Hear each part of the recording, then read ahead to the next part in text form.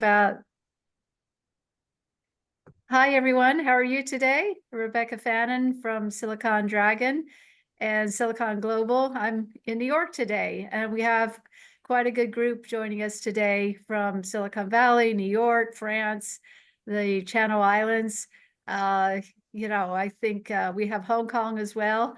And we're going to get started with the show. We're going to roll right along.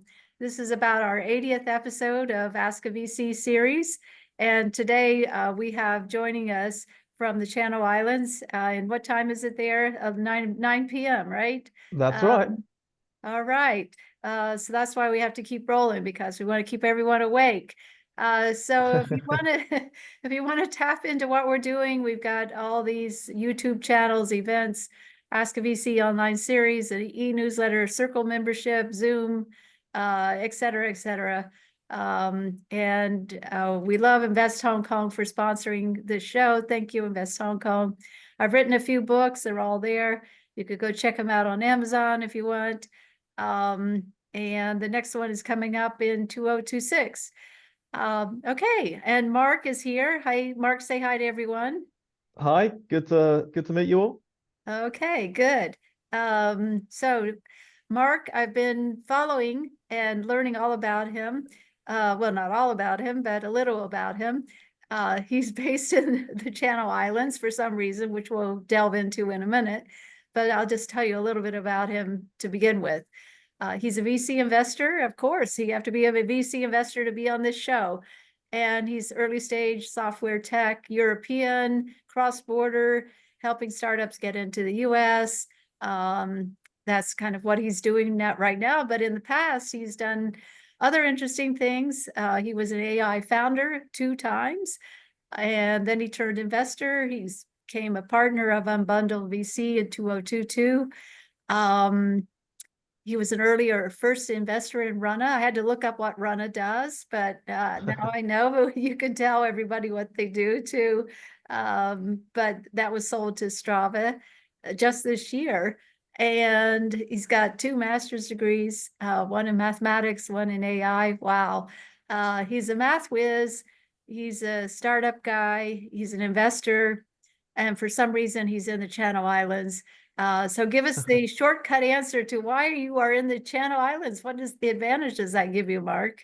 I mean, there's quite a few advantages here. They sort of took strange paths. So we lived in Switzerland for 8 years first, and then at some point we wanted to move, but we didn't want to move back to the UK. So we were looking for somewhere with good schools because we'd had some problems with the schooling in Switzerland. A good business community, and we didn't want to move back to the UK, but it needed to be near the UK because our families were there. And basically, by the time we narrowed everything down, here we are. And most of that time, that feels like a good decision. Today, with the weather, I think we were talking about that earlier. It's kind of gale force winds and pretty rainy out there. It doesn't feel like quite such a good decision, but most of the time, it's really nice here. We like it. So Okay. All right. Well, that's good. But for business reasons, does it give you an advantage? yeah, it does. So one of the things about Guernsey, and sort of people move here, but they don't really know this bit before you get here, is because there's a good business community, but it's quite small because it's like Oh, 65,000 people on the whole island. okay. Kind of everyone knows everyone. So you meet someone when you first get here, you meet a few people for coffee, and people will meet you for coffee, and they will introduce you to a few more, and they will introduce you to a few more. And there's enough interesting people here, and it's easy to meet people because everyone does that, right? And it happens to me, and so I do it for other people as well. If there's founders on the island, for example, I can meet all of those for coffee, whereas normally I can't do that. That doesn't scale to like the UK or Europe where you go meet everybody. And so I sort of try and pass that on. But that atmosphere here is the thing that people don't know before they get here. But it's really nice and very helpful for getting to know people. Okay. So there is a startup scene there. And what kind of startup scene is there? There is a startup scene. I actually base myself in a sort of a co-working place which supports startups called the sort of digital greenhouse here. So Okay. yeah, there is a startup scene with people doing sort of all sorts of things. Obviously, it's a small place. There's not like an insane number of them, but there is a startup scene for sure. Okay. And so it seems like you got really lucky with this last sale, just this 2025. It's a coaching startup, an app, right? Yeah, so they so runner the clue is in the name. Basically does coaching plans for runners from like 5K up, sort of Uh, adaptive coaching plans. They sort of yeah, they are AI driven stuff. They have a whole load of machine learning research engineers. And yeah, those guys were the guys that were starting it were amazing. They were growing super fast from day one. I mean, I think they were profitable very early. And if you're honest, if you had to pick a partner for them on day one, you would probably have picked Strava. Um, and there is, no matter how good you are at investing, always some luck involved. You never quite know which of the things that are going to make it or not. But like, you know, I love this business from sort of from the first day I sort of was able to invest in it. And obviously they've done really well. so what do you look for in a founder? You're trying to bring some of these European startups to the US market. So that kinds of, it brings you to a very specialized area. And what kind of Yeah. founders do you look for who can cross the ocean? So well, I'll say something about what drew me to the guys at Runner, which is literally after they picked. Before I met them, I was like, this didn't sound like an interesting business to me, right? If I'm honest, and I've told them this, they know this. And then I met the founders, and I guess I was kind of blown away by their enthusiasm. I literally went out after the pitch and bought running shoes. I don't think I'd run for like 20 years. And so just like the enthusiasm and the engagement, that's not enough on its own, but it definitely helps. It's like these What people. was the pitch? What was the pitch? Are we all going to go out and get running shoes? Tell us. I do you know I can't do it. I think if I could do it as well as they could do it, they're probably not good enough at doing it because they're passionate about it, right? Oh, I thought, They're but so you're a stand-up comedian. You should be able to do this, right? I wasn't then. Oh, I mean, I don't think I have any running jokes, but yeah, I mean, I guess I can tell you what the pitch was and why I invested, right? The pitch was that basically amazing founders, you know, that level of enthusiasm and engagement where you're like sold on this thing that I hadn't done for so long. They were growing super fast. They had great unit economics. They already had like customers in the US, even though they hadn't done any marketing there. The market size was big enough for a venture scale outcome. The running culture is the same kind of across at least across the Western world. So it's like if you can sell in one market, you ought to be able to sell into the others, and that can be a challenge when you're trying to move from one geography to another. Different cultures, and you know different things like that can make it. And that was always clear that that wasn't going to be the case. And they'd done a proper MVP. So their MVP was that they were just selling like weekly PDFs of your running plan, right? And people were paying them for that. And you know, before they even built an app. It's very rare you go, oh, right, what is the minimal thing that tests whether people actually care about this? They'd actually done it and it had worked. Hmm. And so there's probably like 5 or 10 things that I'm missing now, but like all the pieces added up on day one. And I was fortunate to be able to get into the round because it was an oversubscribed round. So because you were a prior founder, does it give you an advantage in evaluating the founders that you might invest in? Yes and no. So I think I mean, I'm a founder now. I'm building a VC firm as well. And Okay. so I think I'm always trying to learn, and I'm trying to learn from those founders that I invest in and that I meet as well. And so I think what that means is I'm more likely to actually be listening when they're talking about stuff. And so if anything, I think that's where the edge comes from because I'm actually listening. Okay. Because sometimes, often, I can learn from them. Sure. Okay. Well, tell us about building a VC firm. Why are you Uh, doing it? And tell us also about your AI startups. yeah, so the AI piece. So I'll come back to that. Actually, I didn't answer that bit about the ones coming over to the US. Would you like me to do that bit now Oh, and oh sort of yeah, we could do what that. why I care about that piece? And so, the reality is that any domestic European market compared to the size of the US market is small, right? Right. And venture is all about outlier outcomes. It's not about how many things win. It's about how big the winners are. And, you know, compared to the UK market, for example, markets typically 10 to 20 times the size, whether it's B2C or B2B. And so the real question is, if you're not targeting it and you're not thinking about it from day one, why aren't you? Because it's just way easier to generate those outcomes. So you really, that's why I'm investing in those people. One, much easier to generate the sort of large scale outcome. And two, what it filters for is founders with the right ambition level and will do what it takes, right? And that's almost as critical as actually any of the other skills, because if they don't have that ambition level, you know, they may go, oh, I've got this far and I'm satisfied, I'll get my exit now. What you're looking for is the biggest potential possible outcomes. And if they're going to be happy with something that's just okay, you're capping your upside. So it's a combination of those two things. One, way bigger to generate venture scale out, easier to generate venture scale outcomes if you're targeting it because it's just so much bigger a market, and a filter for the skills that you want to see in founders. Okay. And how many startups have you brought from Europe to the US market? I don't actually know what the number is on that answer. So I mean, a runner, I wouldn't say I brought them, right? You know, they're one of those ones that here's the thing with startups. If something is growing fast enough, they kind of don't need your help that much, right? If you go, I can introduce you to VCs, I can introduce you to this. There's a point beyond which where they're growing so fast, they're just going to have inbound on everything anyway, and they don't need those things. Now, that is a tiny fraction typically of startups where they are growing so fast that they don't. Runner was happily one of those ones that was growing insanely fast, where I could have made them a chunk of introductions, but they didn't need it because they had all the people coming to them.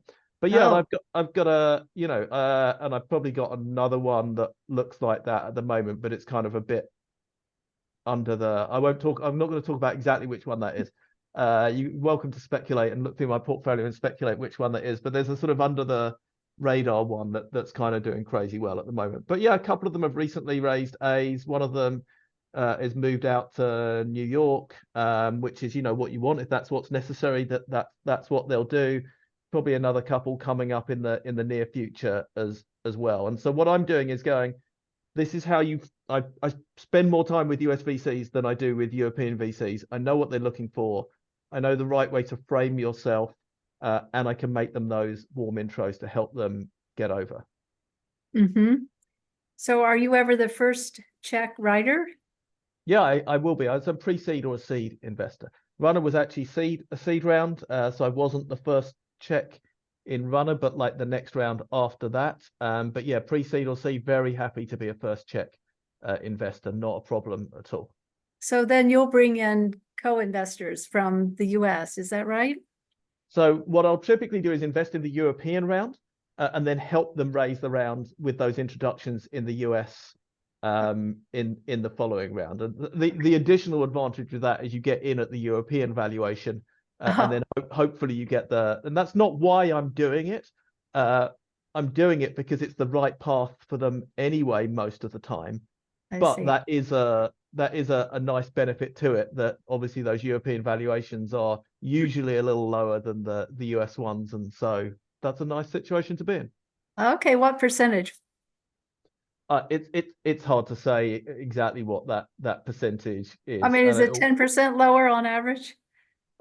It's probably more than that, I would say. Oh, really? More than Yeah, that? yeah, yeah. I mean, Wow. it will vary. It will vary from like deal to deal, but yeah, it can be quite a bit more than that. So. Okay. And which market do you concentrate on? Where are the best startups in Europe?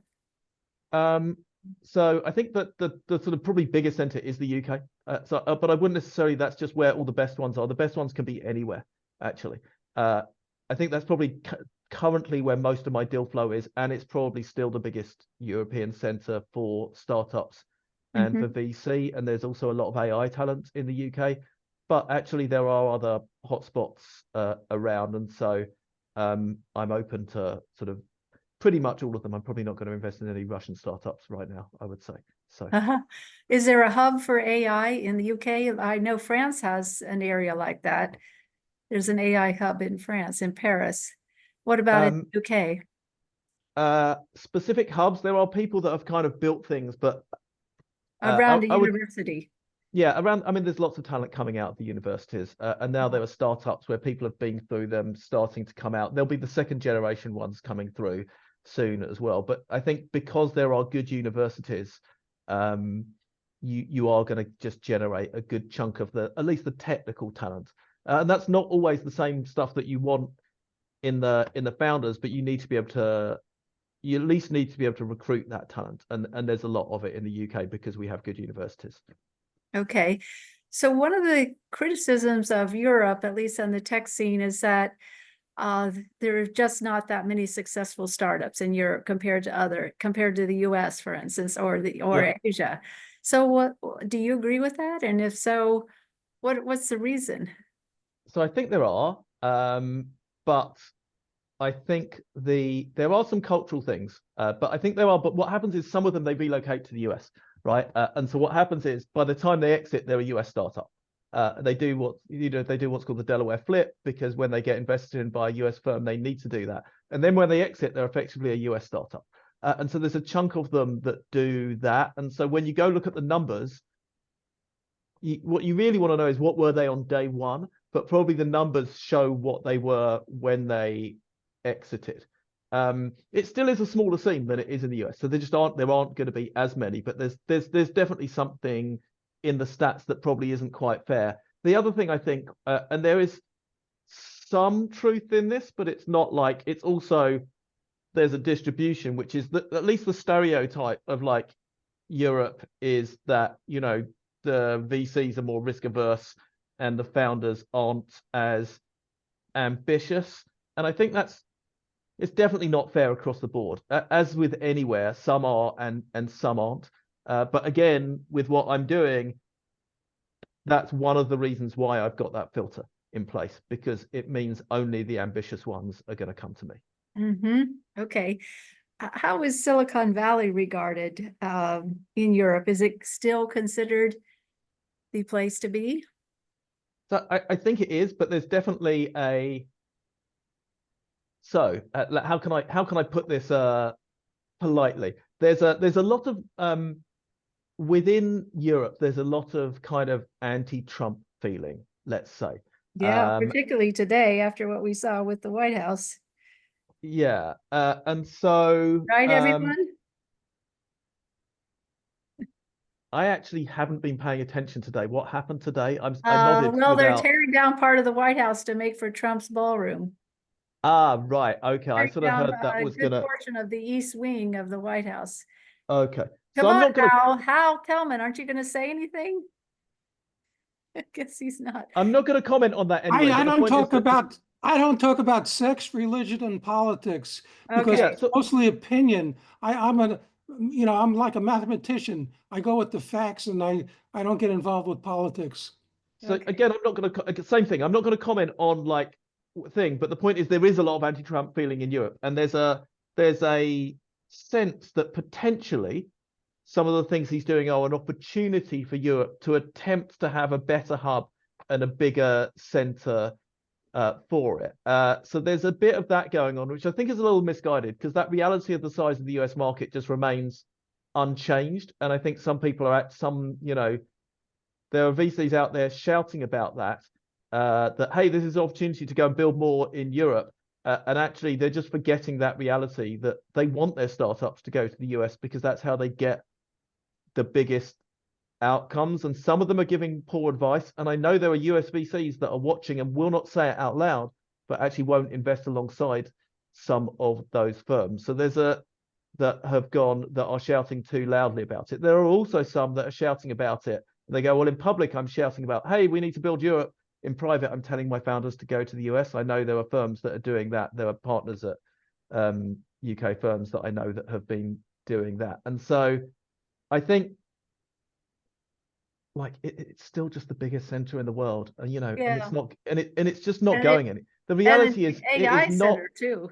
yeah, the reality is it is not going anywhere, right?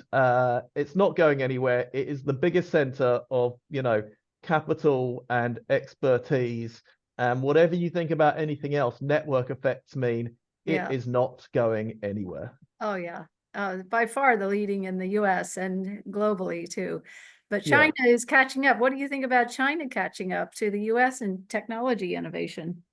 That's a good question. So I think China's actually it's got good universities and teaching, and it's probably producing a lot of AI talent.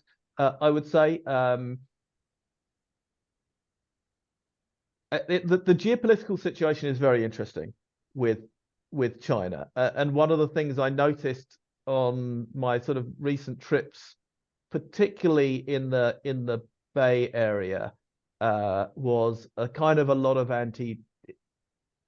and sort of some anti-China feeling, and some just like seeing which way the geopolitical wind was blowing, right? A sort of ahead, to a certain extent, ahead of actually, some of what we've seen recently. So, and I know I'm answering a broader question than the one that you asked, but the places are kind of pulling apart. Not Nvidia not allowed to sell any of their chips into China, Yeah, and it's interesting because what it will do is it will force China to develop its own internal things when they wouldn't have done previously. So you get a short-term negative effect on them, but right, potentially a long-term positive one because they end up developing their own stuff and they don't have the reliance on right. the US. But it's a huge country with a big population with good universities that's not Yeah, afraid to throw money at specific problems. well, that's true. And a lot of engineering talent. Yep. Yeah. So yeah, so tell us about your AI startups. Yeah, so I think you've got one of them there, which was like basically the world's best poker AI. Oh And yeah. this is and that was quite early. So When was we that? this is like the 2000s, sort Okay. of mid to late 2000s. I think DeepMind was formed in 2010. So I studied in 2001. I studied under one of Jeffrey Hinton's mentors. So it was a good course. Also met my wife while I was doing my undergrad. She was doing a different course, but that's when I met my wife. So it was a slightly random decision to go and study it at the time. But I then was like chatting with a friend, and I was like, I don't think there's anything good out here, and there's an opportunity to produce something really good. The competition at the time was just academia, and they were very upset that someone outside academia had produced something better than them. We were also doing it on like a £2,000, what was then like $2,500 like home PC, like 20 years ago. So you're sort of slightly less compute than people have nowadays. Um, and so you had to be like really smart in the way that you did that Yeah, stuff. And I think we were really good at tech, but I would say we were horrible founders. We just didn't know anything about like business or how to commercialize or that at all. But the poker AI was genuinely amazing. It was the best in the world. We played matches against like some of the top human players as well, and yeah, it was it was really good. okay. But there was no legal way to make any money out of it, sadly. So, Oh, I see. So it was more like a hobby? well, no, it wasn't because we wanted to turn it into a business, but we couldn't find the way. We couldn't find the way to do it. I The see. intention was it wasn't a hobby. The intention was to make it a commercial proposition, but we just could not find the way to do that. I So, see. Oh, what was the other AI startup? so the other one then, and I brought my friend that I was doing the poker piece with in with me again, is I built sort of systematic trading systems, like fully automated trading systems that traded on financial markets. And I brought him in to work with me to produce the sort of AI version of that. And we did that, quite successfully. So Okay, good. that was it's a slightly different, I mean, it's definitely a founder thing, but slightly different sort of startup journey. Although, yeah, we were building our own business. So So you're a bit of a math whiz, right? I was okay at maths. I did it at Cambridge. I did it at probably what the best college to do maths at Cambridge is, Trinity College. Yeah. So yeah, I was okay at maths. Yeah. That's my worst subject. But I mean, what part of math were you good at, really good at?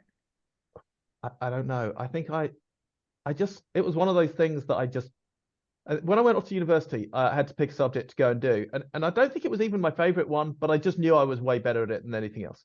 And so it was like, well, this is just going to be a lot easier to do than any other subject that I can pick. What part of it, like maths is weird. Like it's hard to explain to non-math people, even if you're like a year ahead or 2 years ahead of someone else when you're studying, the stuff won't mean much to the people that are like a year or two behind you. So yeah, I don't know whether I've got like a good answer to that. I mean, I kind of enjoyed all the statistics and probability stuff because I think I had a good intuitive feel for it as well. And I think that sort of translates back into, actually, I played a lot of poker and I was a human trader before I built those systematic trading systems.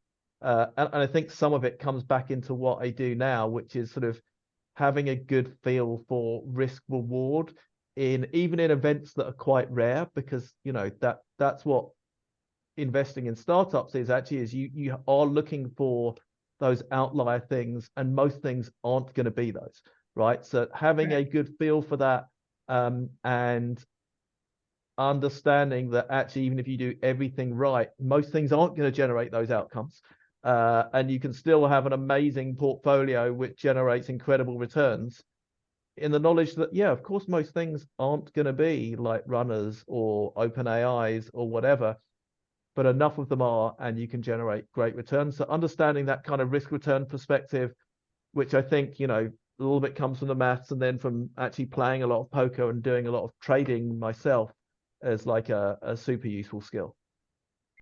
And you're also a stand-up comedian, and how does that play into everything else Oh, that you're that's doing?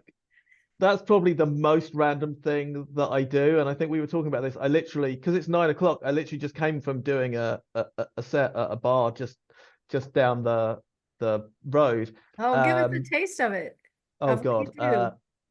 Oh, that's like the classic tell me a joke, which is like, I it know, kind and of then doesn't when quite, anyone ever asks you, then it's impossible to do it, right? yeah, it kind of doesn't quite work like that. But yeah, comes. I do spots when I go.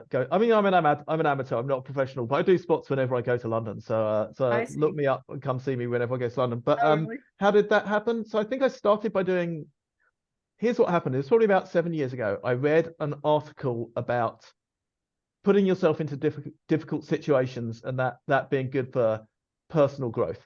And I think there were three examples, and I can't remember one of them. One of them was like, next time you're at dinner, whoever's at the next table, or you just have to go and talk to them, even if they look like they really don't want to talk to, if they're on a date, doesn't matter. You have to go just like talk to them for like 5 minutes.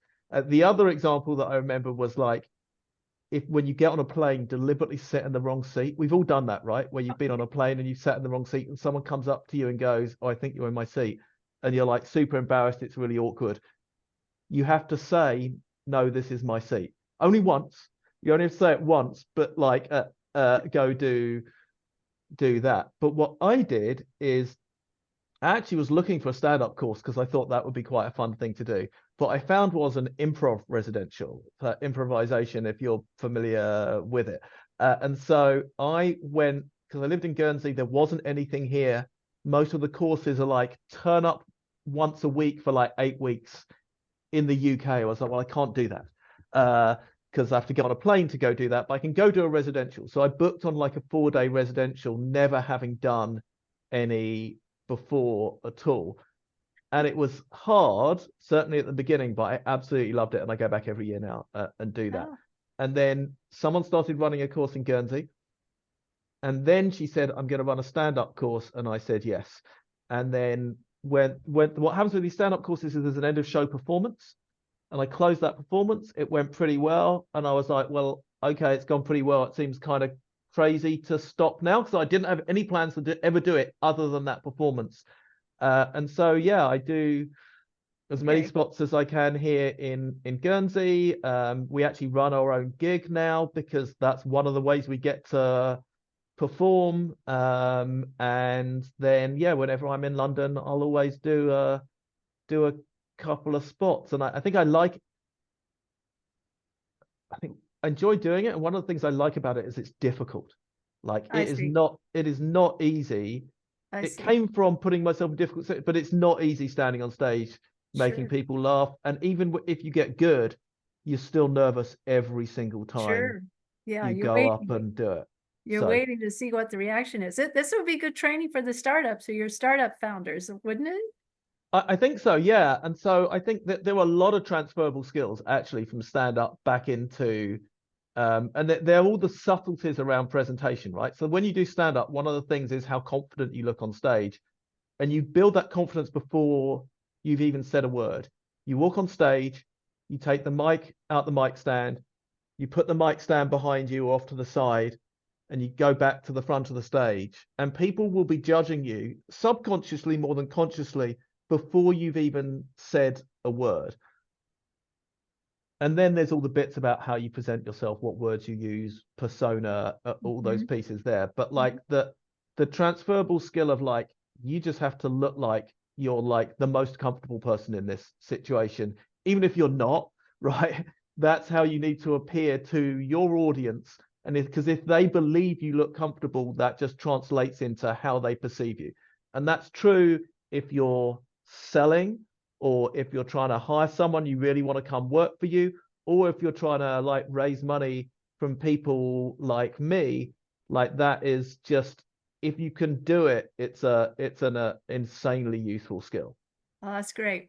What are your goals for your business? What are your personal goals, business goals now? You said you're building a VC practice. So Yeah, I want to build like a large VC firm, right? And I'm ambitious to do that. It will take a while to get there, but that's what I want to do.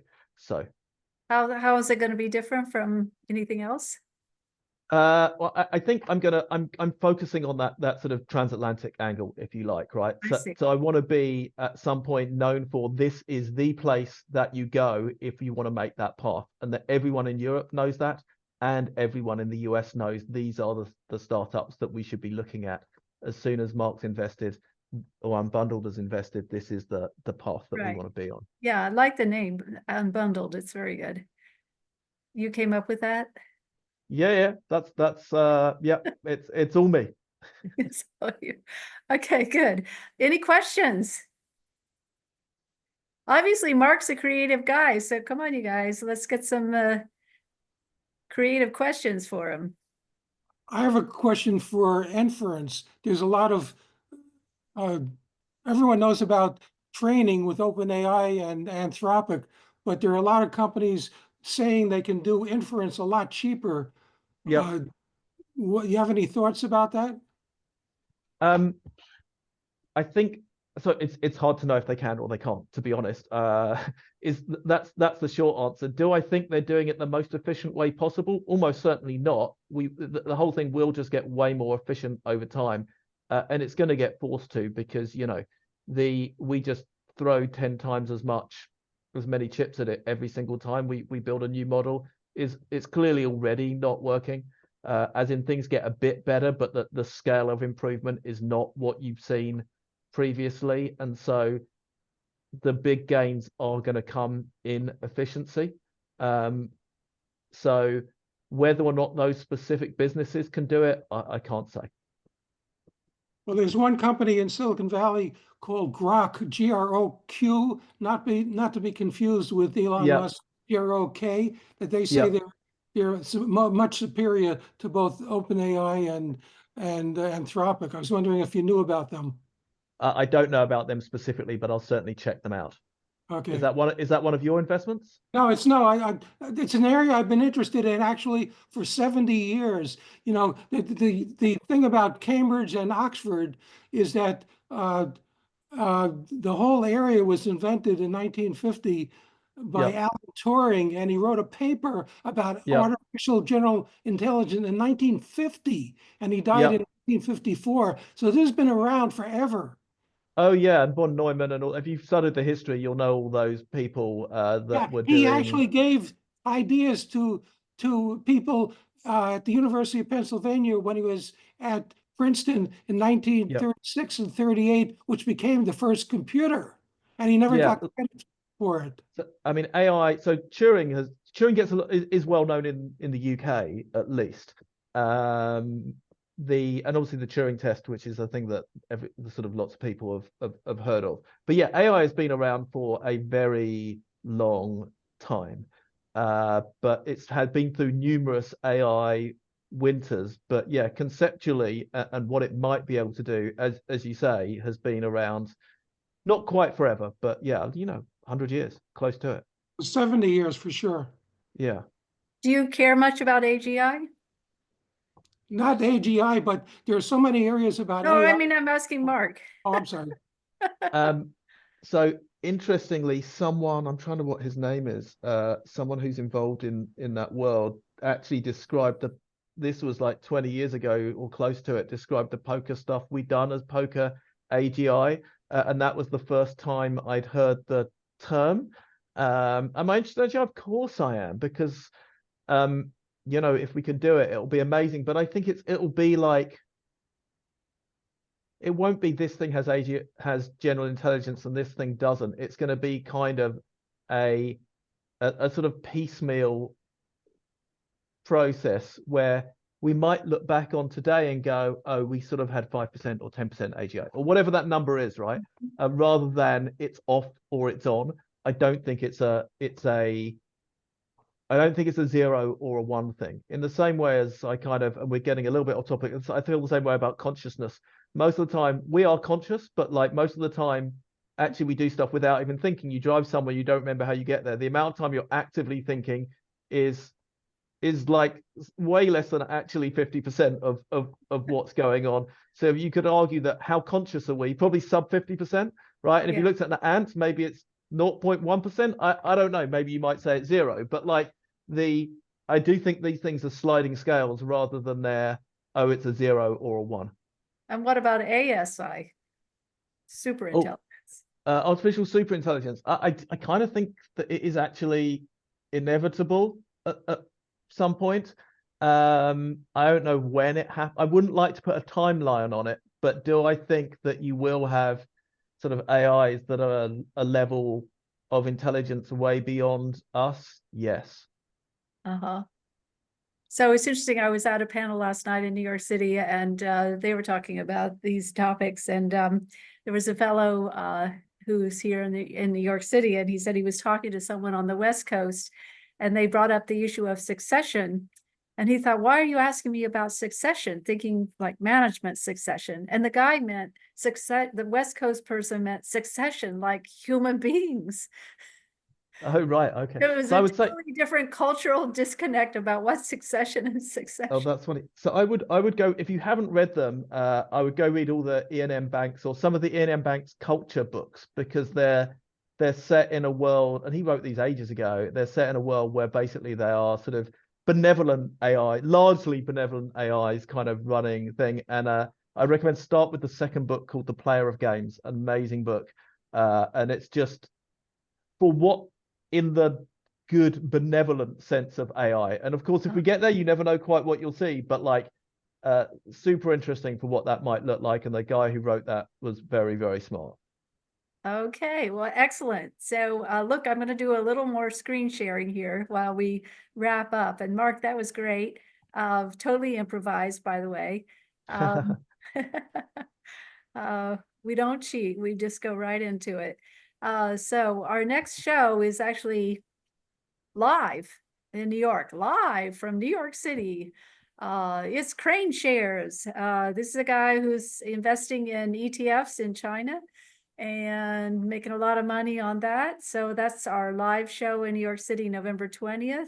In the meantime, I'm going to Hong Kong in 2 weeks to moderate a cyber venture capital forum, the main global venture capital panel. And that's going to be fun.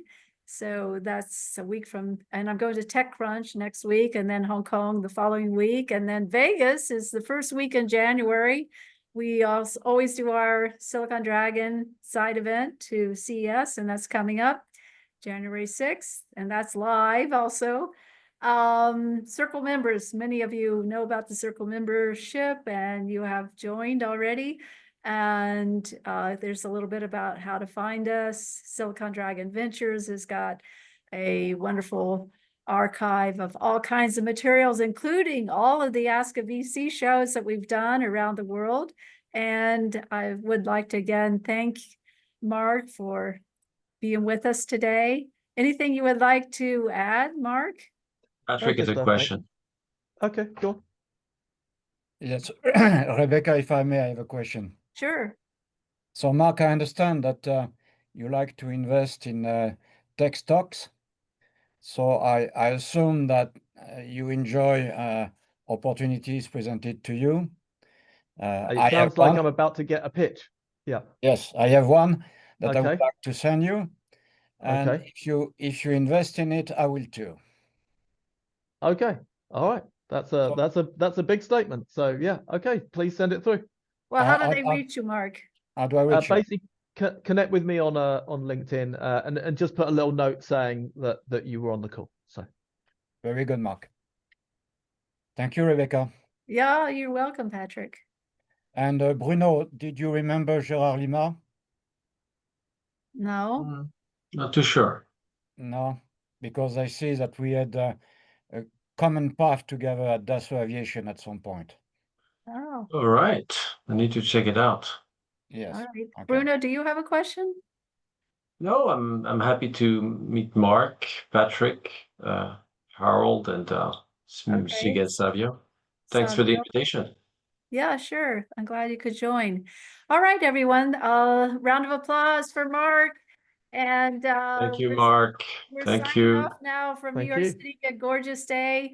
I'm actually off to the China Institute Gala tonight at the Pierre Hotel, and I'm actually all dressed up, although you can't see, but I am dressed up, and I got to run over there for the gala. Pictures. Take pictures.